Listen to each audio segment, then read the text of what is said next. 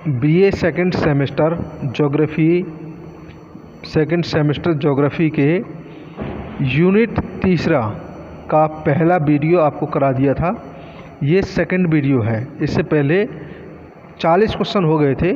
आज से हम 42वें क्वेश्चन से पढ़ेंगे इसको और तैयार करेंगे। सारे महत्वपूर्ण प्रश्न हैं। 42वां प्रश्न ले लेते हैं। आदर्श जनसंख्या की अवधारणा निम्न में से किस विद्वान ने प्रस्तुत की? तो इसका सही उत्तर है एडविन कैनिन। ये पढ़ने लायक और याद करने लायक क्वेश्चन है, काफ़ी महत्वपूर्ण भी है। अगला क्वेश्चन देख लेते हैं। 43वां कौन सा है? 43वां प्रश्न है क्लार्क महोदय। ये कंपटीशन एग्जाम में पूछा जाता है भी क्लार्क वाला। क्लार्क महोदय ने कितने प्रकार के जनाधिक्य की विवेचना की है? तो इसका सही उत्तर है 2। ठीक, अगले क्वेश्चन पे आते हैं। मैं सारे विकल्पों को नहीं पढ़ रहा हूँ ताकि वीडियो ज़्यादा लंबा ना रहे।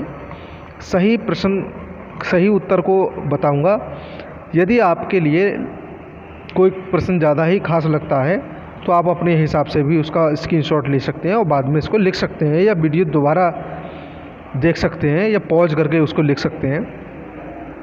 44वां प्रश्न लेते हैं। किस प्रकार के जनाधिक्य में संसाधनों के अधिकतम विकास के बावजूद जनसंख्या का जीवन स्तर निम्न रहता है? 44 का सही उत्तर हो जाएगा आपका सकल जनाधिक्य में। ये सही है इसका। अगले क्वेश्चन की ओर बढ़ते हैं आगे। 45वां प्रश्न है क्षेत्रीय स्तर पर जनाधिक्य कितने भागों में बांटा गया है? तो भाई क्षेत्रीय स्तर पर 2 भागों में बांटा गया है। विकल्प बी या बा बिल्कुल सही है। अगर आप चैनल पे अभी नए हैं तो चैनल को सब्सक्राइब और बेल आइकन जरूर प्रेस कर लें ताकि आने वाला हर वीडियो का नोटिफिकेशन आपको समय से मिल जाए। क्षेत्रीय स्तर पर जनाधिक्य कौन कौन से होते हैं? तो क्षेत्रीय स्तर पर इसका जो सही उत्तर हो जाएगा सी, यानी कि आ और बा ग्रामीण जनाधिक्य और औद्योगिक जनाधिक्य दोनों होते हैं। 47वां प्रश्न देख लेते हैं। 47वां है भारतीय समाज में जनाधिक्य का मूल कारण क्या है? तो 47 का सही विकल्प हो जाएगा आपका सामाजिक सांस्कृतिक कारक। बी उत्तर सही हो जाएगा। 48वां प्रश्न देखते हैं। जननांकिकी किसका विज्ञान है? तो जननांकिकी किसका विज्ञान है? 48 का आप अपने हिसाब से अपने आंसर को लगाइए और जितने आंसर आपके आएँ, जैसे 30 में से किसी विद्यार्थी का 28 आए हैं या 25 आए हैं, जितने भी आए हों आप कमेंट बॉक्स में लिख के बताइए आपके कितने सही हैं। तो 48 का सही उत्तर हो जाएगा जनसंख्या अध्ययन का। भाई जननांकी में जनसंख्या का ही अध्ययन किया जाएगा। अगला क्वेश्चन है 49वां प्रश्न है भारत में प्रतिवर्ष किस देश की जनसंख्या के बराबर वृद्धि हो रही है? तो ये आपको पता है, ये ऑस्ट्रेलिया इसका आंसर सही है बी, यानी कि भारत में हर साल एक साल में प्रतिवर्ष एक साल में एक नया ऑस्ट्रेलिया पैदा हो जाता है। यानी ऑस्ट्रेलिया की जितनी जनसंख्या है उतने लोग भारत में हर साल पैदा होते हैं।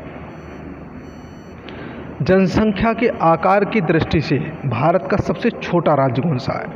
50 का सही उत्तर है सिक्किम। ये सही है। जब आप भारत का मैप इस तरह से बनाते हैं तो यहाँ पर एक राज्य इस तरह से उठा हुआ है, तो ये जो राज्य आपको दिख रहा है ये वाला, ये सिक्किम है और सिक्किम में सबसे ज़्यादा जनसंख्या कम है।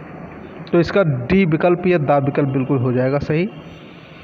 51वां प्रश्न है जनसंख्या की दृष्टि से भारत का सबसे छोटा केंद्र शासित प्रदेश है? तो जनसंख्या की जो दृष्टि है उसकी दृष्टि से भारत का सबसे छोटा केंद्र शासित प्रदेश आपने लगा लिया होगा। आंसर है इसका लक्षद्वीप। जो इस तरह से भारत का मैप है, ये इस भारत के मैप में यहाँ पर 3 पॉइंट से आपको दिखाई देंगे। ये लक्षद्वीप है, ये श्रीलंका है और यहाँ पर अंडमान निकोबार द्वीप समूह स्थित है। तो ये जो लक्षद्वीप है ये सबसे छोटा है।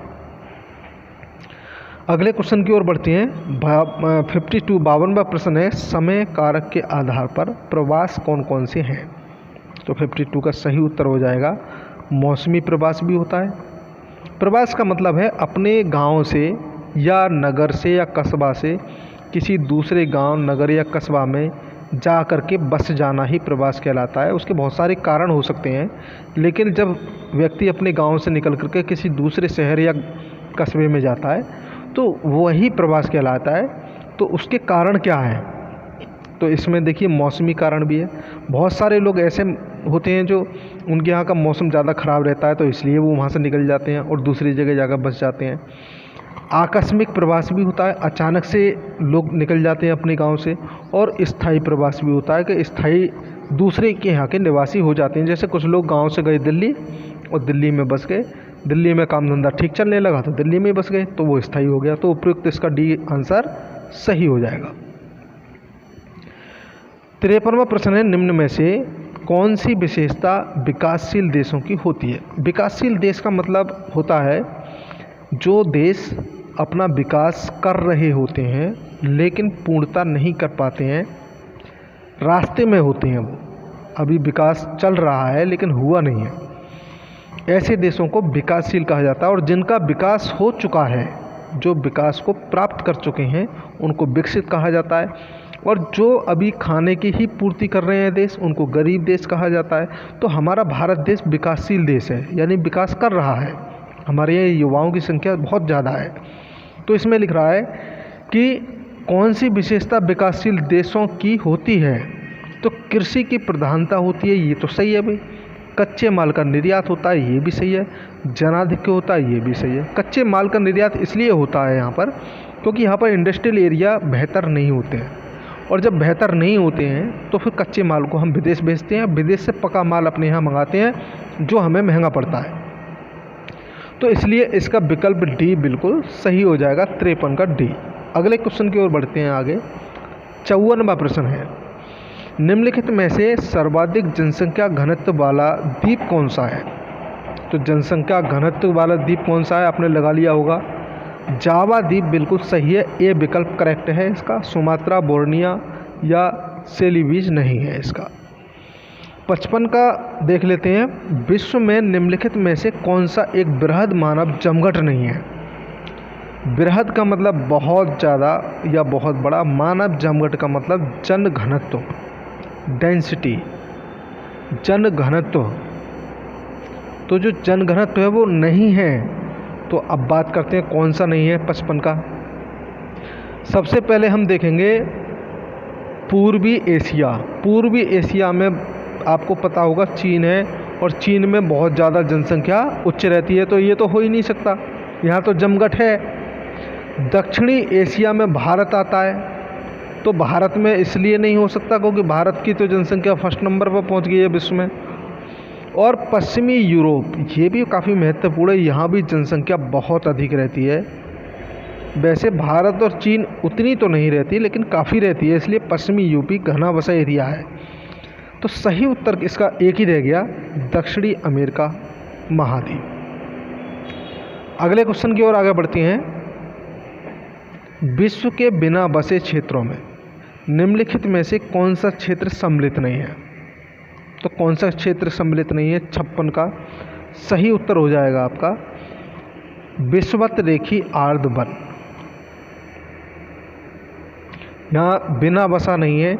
जो ये वाली हमारी पृथ्वी है इसके बीच में 0 डिग्री है, और यहाँ पर जो क्षेत्र है यहाँ पर मौसम अनुकूल ना होने के कारण ये क्षेत्र बिना बसा है, और जल ज़्यादा है यानी महासागर ज़्यादा है, इसलिए ये पूरा का पूरा क्षेत्र मनुष्य के रहने योग्य नहीं है। लेकिन फिर भी ऐसा आप नहीं कह सकते कि यहाँ लोग रहते नहीं हैं, यहाँ पर काफ़ी लोग रहते हैं, लेकिन जल की ज़्यादा यहाँ उपलब्धता होने के कारण महासागर ज़्यादा हैं। मौसम में रोज़ बारिश होती है, इसलिए ये जो क्षेत्र है पूरी की पूरी तरह से बिना बसे क्षेत्रों में सम्मिलित किया जाता है। आगे बढ़ते हैं। नेक्स्ट क्वेश्चन है आपका 57वां प्रश्न क्या है, क्या कह रहा है? जनसंख्या वितरण को प्रभावित करने वाले कारकों में सर्वाधिक प्रभावी है।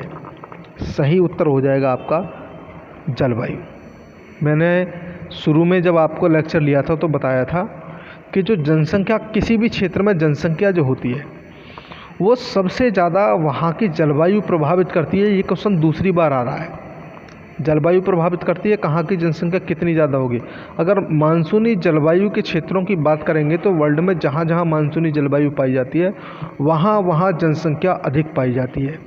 तो जलवायु इज़ द मोस्ट इम्पोर्टेंट जनसंख्या के वितरण के लिए या जनसंख्या का ज़्यादा होना या कम होने के लिए। अगले क्वेश्चन पर बढ़ते हैं आगे। अगला क्वेश्चन है हमारा 58वां प्रश्न है, विश्व के जनसमूहों को दो भागों पूर्वी व पश्चिमी जनसमूहों में रखा जाता है। निम्नलिखित में से कौन सी विशेषताएं पूर्वी जनसमूह की नहीं है। 58 का सही उत्तर हो जाएगा आपका डी, सबसे बड़ा विकल्प है। इस जनसमूह में जापान और चीन केवल ऐसा देश है जिसका जीवन स्तर पश्चिमी देशों के मुकाबले का है। वैसे चीन और जापान में अगर तुलना कर दें तो जापान का उच्च स्थान है, जबकि चीन में जनसंख्या ज़्यादा होने के कारण निम्न स्थान है, लेकिन दोनों का ही जीवन स्तर ठीक ठाक है। अगले क्वेश्चन पे आगे आते हैं। 59वां प्रश्न है, यूरोपियन एवं उत्तरी अमेरिकी जनसंख्या जमघट में सम्मिलित रूप से विश्व जनसंख्या का कितना भाग निवास करता है। तो 59 का सही उत्तर हो जाएगा आपका 1/4। बी विकल्प बिल्कुल इसका करेक्ट है। 60वां प्रश्न देखते हैं, विश्व के मुख्य निर्जन क्षेत्र शीत, शुष्क और उष्णार्द्र जलवायु प्रदेश हैं। इन निर्जन प्रदेशों में सबसे बृहद कौन सा कटिबंध है। तो इसका सही उत्तर हो जाएगा 60 का बी, उच्च अक्षांशीय शीत कटिबंध। ये वाला बिल्कुल सही है, बी विकल्प इसका सही है। एक बार इसको समझा देता हूँ मैं। दोबारा क्वेश्चन देख लेते हैं। विश्व के मुख्य निर्जन, जहाँ पर व्यक्ति नहीं रहते, शीत, उष्णार्द्र जलवायु प्रदेश है। निर्जन का मतलब जहाँ जनसंख्या ना रहती हो, और शीत का मतलब ऐसे क्षेत्र जैसे ध्रुवों पर। शुष्क का मतलब सहारा रेगिस्तान।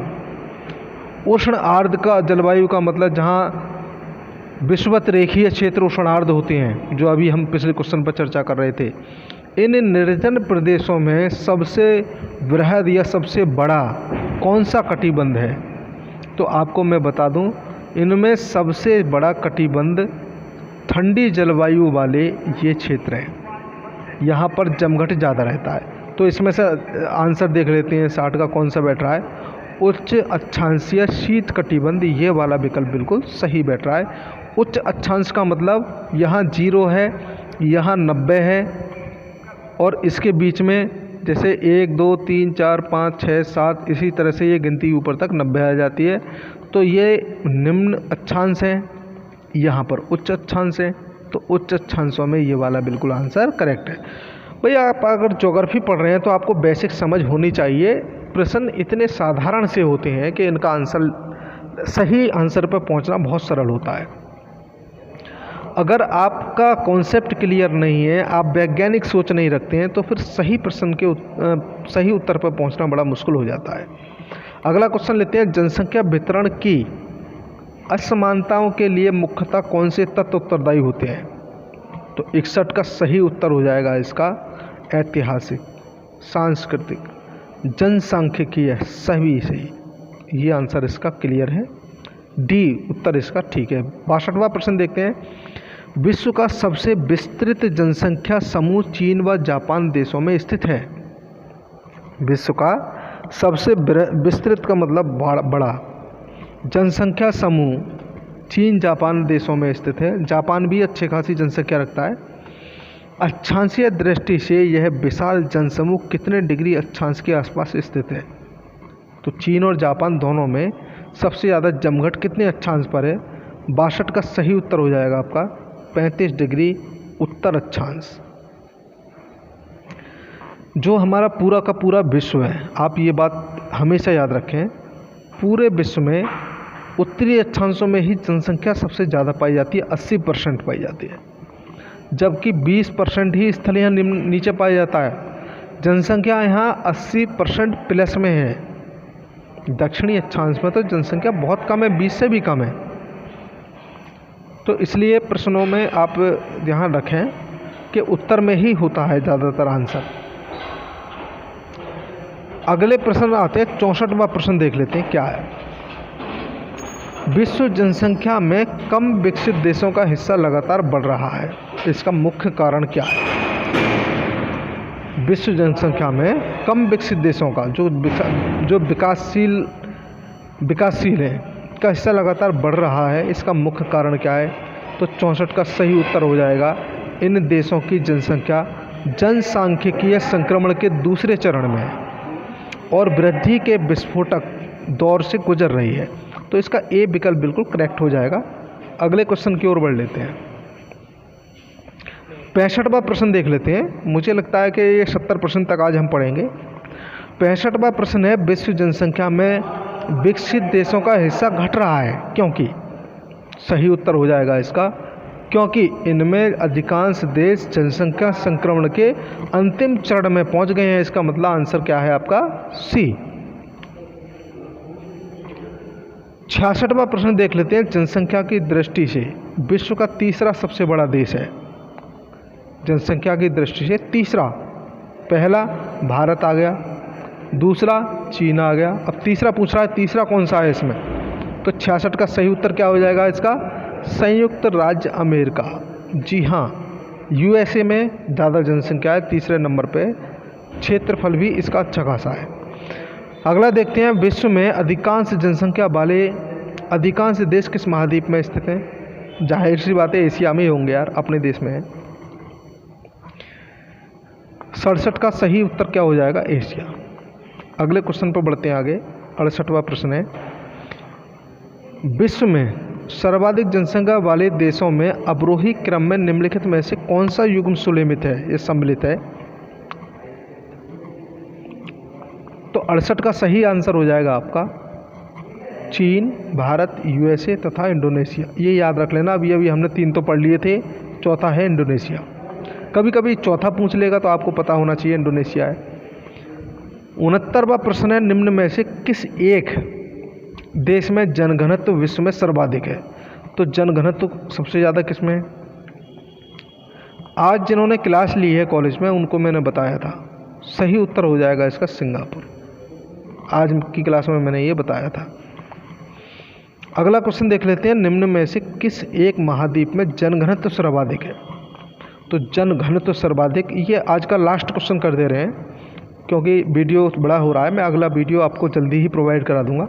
हम इस यूनिट के 100 क्वेश्चन पढ़ेंगे, 70 हो गए, 30 रह जाएंगे। 30 आपको शाम तक एक वीडियो या कल तक एक वीडियो मिल जाएगी, तो आपका तीसरा यूनिट क्लियर हो जाएगा। तो 70 का सही उत्तर क्या हो जाएगा आपका? 70 का सही उत्तर हो जाएगा आपका एशिया। एशिया में सबसे ज़्यादा जनघनत्व है। अगर आप चैनल पर नए हैं तो चैनल को सब्सक्राइब जरूर करके जाएं, बेल आइकन प्रेस करें ताकि कोई भी वीडियो जैसे अपलोड हो उसका नोटिफिकेशन आपको मिल जाए। हर बार वीडियो को ग्रुप पे डालना संभव नहीं है, ठीक? तो चलिए आज का वीडियो यहीं तक है। कैसा लगा इस कमेंट बॉक्स में ज़रूर बताएं और हाँ, अपने नंबर ज़रूर बताएं आपके 30 में से कितने ठीक है। मिलते हैं जल्द, तब तक के लिए नमस्कार।